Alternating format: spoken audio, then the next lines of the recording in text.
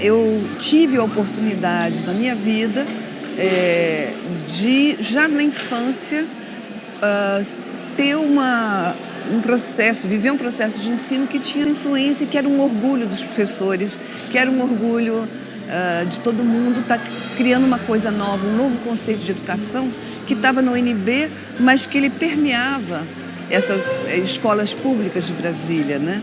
E a escola de aplicação era uma escola que existia onde os conceitos de Anísio Teixeira e Darcy Ribeiro eram exercitados na prática. A gente viu, os professores falavam muito isso.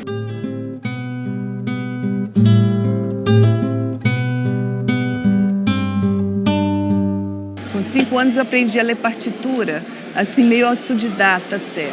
E aí eu pensava que eu ia ser música. E eu quis fazer, então, composição e regência. Aí eu fiz vestibular para composição e regência, em 76. E entrei no curso de música e eu era aluna do Cláudio Santoro. E, na verdade, na turma nós éramos 2 alunos, eu e o Silvio Barbato. E Santoro era aquela inspiração, né? E na área de composição tinha o Emílio Terraça, que me influenciou muito, Jorge Antunes. Só que eu achei muito interessante, quando essa coisa que o UNB tinha muito, a possibilidade de você fazer disciplina em qualquer departamento. E aí, então, eu comecei a pegar matérias no departamento da psicologia, no departamento da medicina. E eu estava estudando com o Emílio Terraça. Ele tinha uma oficina de música que era muito interessante. E eu estava fazendo uma matéria de psicologia ligada ao desenvolvimento cognitivo com a Teresa Metel. Aí eu vi que eu podia usar as estruturas musicais para desenvolver a cognição, os processos de construção do pensamento na pessoa com lesão cerebral. Em 77 eu já escrevi um projeto de pesquisa, foi no meu 2º ano de UNB, e esse projeto foi para o CNPq. E foi aprovado no CNPq. Então eu trouxe para o Sara, levei para o Campus da Paz e mostrei para ele, falei, eu queria tentar essa pesquisa, ver se a música pode ajudar a desenvolver estruturas de pensamento, a partir das estruturas do som. E ele falou, faça. E na UNB eu falei, vou fazer uma dupla opção para psicologia. Cheguei a formar em música, logo depois que eu terminei a primeira graduação, já vim para o Sara trabalhar e comecei minha carreira aqui em 79.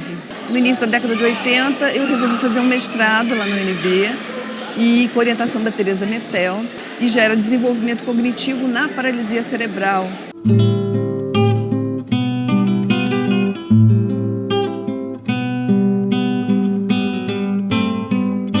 O vínculo da minha família com o UNB é um vínculo muito forte, porque na década de 60 meu pai fez o doutorado na UNB e depois passou a ser professor da UNB, ensinou lá há muito tempo. Gildo Viladino, ele era do departamento de História. Depois eu estudei na UNB, meu marido também, Pedro Braga Neto, que é arquiteto. Os nossos 3 filhos, a Raquel na área de psicologia, Rafael no desenho industrial, e depois o caçula, o Felipe, fez a graduação e concluiu o mestrado, as 2 coisas na UNB.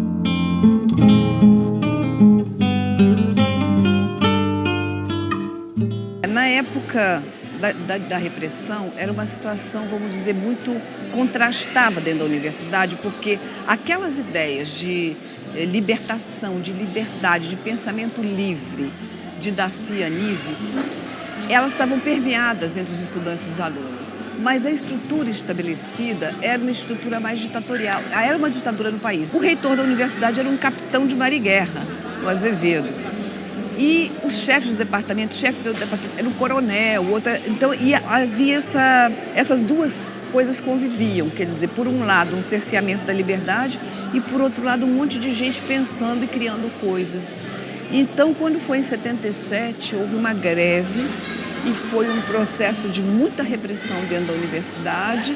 Os alunos, a gente estava reivindicando coisas totalmente, os professores apoiavam. Houve uma repressão violenta, vários alunos foram expulsos da UNB, outros foram presos porque estavam fazendo movimento estudantil, não tinha violência, não tinha nada, as pessoas só queriam se manifestar. Nunca houve um momento de violência por parte dos estudantes e professores da UNB, mas isso eu não entendi nenhum motivo, quer dizer, porque a pessoa está querendo um pouco de liberdade dentro da universidade. Outra coisa da UNB que influenciou nas nossas vidas e também nas dos nossos filhos, essa necessidade de vamos lutar pela cidadania, por um Brasil melhor, entende? Então eu acho que isso também é uma vivência que nós tivemos muito jovens e que se estendeu pela vida.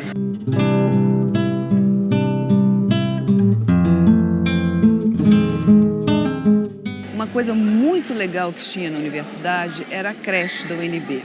Porque a creche, ela não era um espaço só não era um lugar só para você deixar o filho. Ela era um centro de exercício de pesquisa. Então tinha o pessoal da pediatria, estagiava na creche da UNB, os estudantes de psicologia, de nutrição. Então era uma creche totalmente modelo e padrão e era um espaço para que os alunos fizessem as práticas, vamos dizer, a parte prática dos seus cursos. Então, quando eu fui para a UNB, a minha filha mais velha estudou lá, nessa creche, e ela teve o diploma antes do meu, que é um diploma da creche da UNB.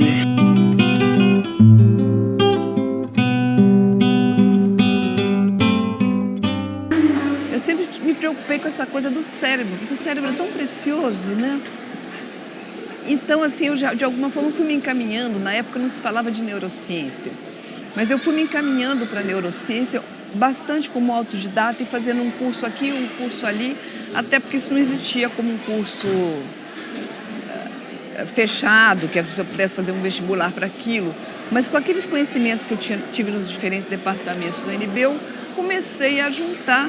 E também dentro do SARA, que também fiz uma grade curricular importante, grande, aprendi muitas coisas também na área da saúde, do cérebro. E aí eu comecei, e eu sempre tive esse conceito, essa ideia autoral. Então, quando eu vim para o SARA, eu achei estranho o fato das famílias ficarem do lado de fora. E senti a necessidade de trazer a família para dentro. Havia resistência por parte de vários profissionais e já outros achavam a ideia boa. O próprio Campus da Paz já conversava com algumas mães, fazia grupos, mas havia resistência. Mas aí outras pessoas compraram o projeto, aí nessa época também vieram umas pessoas muito interessantes para o SARA, a Maria Luísa Angelim e outras pessoas, a Maria Isabel, que falou, deram muita força nesse projeto da família. Quando eu fiz o meu mestrado, eu queria saber o que era importante para o desenvolvimento do pensamento, o desenvolvimento cognitivo da criança com lesão cerebral. Então, comecei fazendo essa tese orientada pela professora Teresa Metel e eu estudei 19 variáveis. Das 19, o que se mostrou mais importante para a criança se desenvolver era a relação afetiva mãe-criança. Eu me lembro até que o pessoal brincou comigo na época, você provou que amor é bom, mas os Beatles já diziam isso, all you need is love. Então, mas, na verdade, a ciência não tinha comprovado o afeto. E a gente comprovou. E aí eu comecei a pensar o seguinte, quando a família, a gente aprendendo com a família, ensinando para a família todos os exercícios, todas as atividades, a criança vai ter isso no seu cotidiano, de uma forma mais natural. Porque também a criança ficar só em hospital, centro de reabilitação, é uma coisa chata, né, para a criança. Tem que ter uma vida mais natural. Vamos ensinar a família. E aí começamos a ensinar a família, começamos a desenhar os exercícios. Aí apareceu um pediatra que desenhava muito bem, então a gente começou a fazer assim, desenhamos uma montanha de exercícios, de movimento, de pensamento, de linguagem, de diferentes áreas, sabe? E faz um manual individualizado para cada criança. Então, eu comecei a falar isso fora do Brasil e as pessoas acharam aquilo interessante, mas pensavam assim também, é mulher, é latino-americana, é negócio de afetivo. Aí eu resolvi fazer um estudo randomizado, controlado. Então, esse grupo aqui vai tratar só com profissional, esse grupo aqui vai tratar só com familiares, ou com a ajuda dos familiares, o profissional dando esse manualzinho e tal. Ao final de um ano, as crianças tratadas com a participação da família tinham um resultado muito melhor do que as crianças tratadas exclusivamente por profissionais. E aí, então, esse estudo foi publicado e aí, mundialmente, as pessoas se interessaram. Teve um editor que falou, tem que publicar isso, doutora Braga. E aí eu resolvi publicar com a equipe, né, com o doutor Campos da Paz e a equipe aqui. Está todo o método, com todos os desenhos, falando quando é que usa cada coisa. E tem um CDzinho para que o terapeuta possa. Esse livro, o lançamento dele, primeiro mundial, foi em Hong Kong.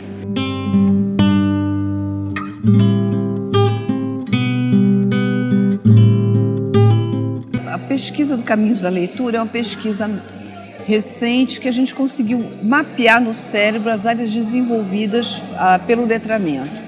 E aí nós juntamos um grupo de analfabetos, outras pessoas alfabetizadas na vida adulta e outras alfabetizadas desde a infância, todos no mesmo nível socioeconômico. Então a gente fez uma ressonância funcional, onde a gente vê o cérebro em funcionamento, em todos esses participantes, e os resultados a gente mostrou que se criam novas redes neuronais com a aquisição do letramento. E essa pesquisa, inclusive, tem uma repercussão mundial muito forte, foi publicada na revista Science, que tem um fator de impacto muito importante. Essa pesquisa mostra que a gente cria todo um exercício cerebral, abre uma nova rede. Redes que estavam silentes do cérebro, passa a funcionar uma nova rede cerebral completa, mesmo naquelas pessoas que foram letradas em adulto. Você pode ter 40, 50 anos, você pode criar rede nova. Então a gente está mostrando isso também. Porque se você estimula o seu cérebro, você tem uma reserva, vamos dizer, que a gente chama reserva cognitiva. Se você tiver alguma lesão ou alguma doença, um cérebro exercitado vai sofrer menos. Aí a gente fez essa pesquisa em cooperação com a França, e um documentarista francês, o Jean-Pierre Gilbrat, ele resolveu vir aqui gravar um documentário. Então fez um documentário muito bonito, que agora está sendo apresentado em vários festivais na Europa e recentemente começou a ser exibido na TV Arte, que é uma TV franco-alemã. Então esse documentário está em francês, em alemão, e agora eles estão tentando traduzir para o inglês, a gente está querendo trazer para o português para também ver se alguém compra essa ideia aqui no Brasil.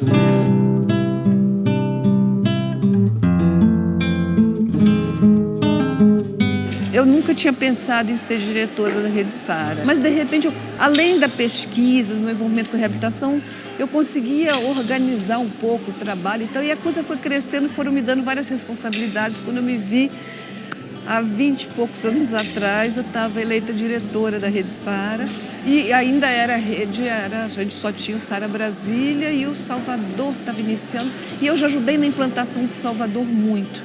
Então eu fiz toda a elaboração do projeto arquitetônico junto com o Lelé. A gente trabalhou, todos os hospitais da Rede Sara são feitos com o Lelé, então sempre foi Dr. Campos, Lelé e eu, a gente conversando sobre o que vai ter o programa. Comecei a fazer isso, e aí que vale um tanto da experiência do Cláudio Santoro, porque eu estudei composição e regência musical. Aí eu fiz composição de hospitais, inaugurei 8 hospitais junto com o Dr. Campos, e 9, na verdade, só o primeiro hospital, o Sara Centro, que eu não era da diretoria ainda, e faço a regência dos hospitais. Então, teve as minhas aulas de composição e regência se aplicaram também nessa outra realidade.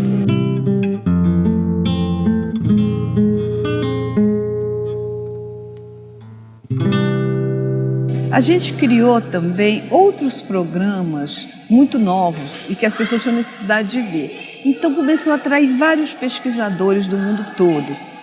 O pessoal começou a vir para cá, a gente sediou também congressos internacionais importantes. A gente sediou o Congresso Internacional da Sociedade Internacional de Neuropsicologia, sediamos da Sociedade Internacional de Lesão Cerebral, da Federação Mundial de Neuroreabilitação, da qual eu sou vice-presidente. Eu também sou do board dessas sociedades todas. Pessoas que vinham para o Congresso Internacional são muito doutores, pós-doutores. Então, eles começaram a falar disso para os alunos deles e usando nossos textos também muito como base para os alunos deles. De repente, a gente que mandava o filho estudar na Europa começa a receber. Você pode receber meu aluno? E começam a chegar estudantes dinamarqueses, americanos, franceses, belgas, alemães. Então nós temos hoje esse programa que a gente recebe estudantes, principalmente do doutorado, mas eventualmente até da graduação.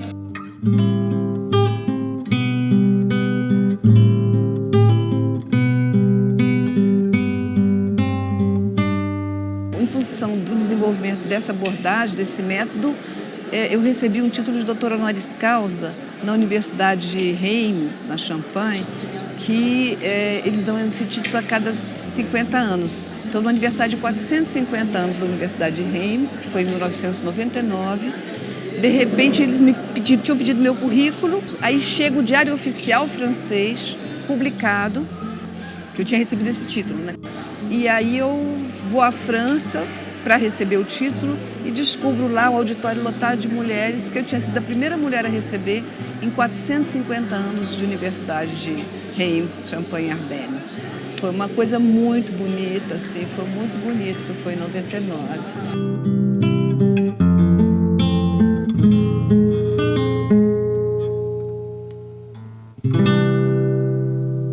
Eu acho que é muito importante para o futuro da universidade a gente resgatar determinados princípios que vieram na época de Darcy e Anísio, muito ligados a essa questão da autonomia universitária, essa coisa mais flexível dentro da universidade, você ter esse transitar do aluno e dos interdepartamentos, entre professores e departamentos. Outro aspecto também que me é muito importante, eu acho que é possibilitar o professor trabalhar de fato em dedicação exclusiva, porque o envolvimento é outro. Aqui no SAR a gente trabalha em dedicação exclusiva, é fantástico, mas para isso, naturalmente, o professor tem que ter uma remuneração, um envolvimento e a possibilidade de realização, porque senão, claro, ele não vai ficar em dedicação exclusiva, mas isso é uma coisa que valoriza a universidade. E eu acho que também pensa muito nessas coisas de Darcy e Anísio, que não é só o conhecimento, a universidade ensinar conhecimentos para memorizar, mas também priorizar o desenvolvimento do pensamento, do cidadão, da cidadania, do pensamento, da liberdade, da capacidade autoral dos professores e dos alunos. Então, eu acho que isso, o resgate disso e a preservação desses princípios, eu acho que é fundamental para que a gente tenha o UNB como uma universidade, como ela foi concebida, uma universidade diferente de tudo que nós tínhamos no Brasil.